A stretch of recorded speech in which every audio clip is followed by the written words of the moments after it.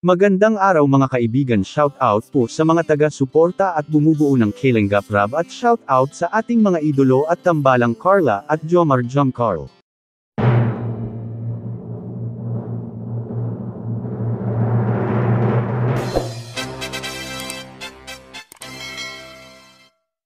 Sa video po na ito pag-usapan po natin ang pinagdadaanang problema ni Carla.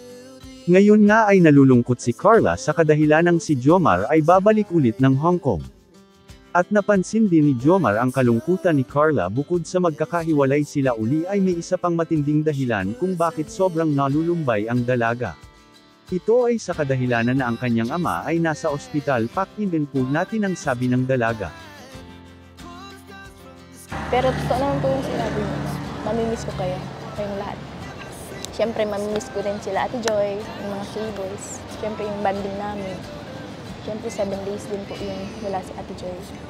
Pero hindi lang naman po yung dahilan kung ba't ako malungkot.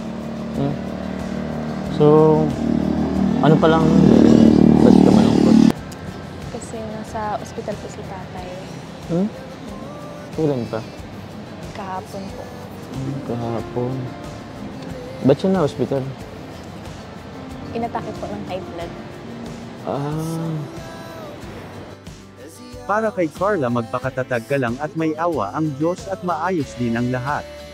Ano pong masasabi nyo sa video natin ngayon at sa pinagdadaanan ni Carla? Please comment below at pag-usapan po natin sa susunod na video. Maraming salamat po.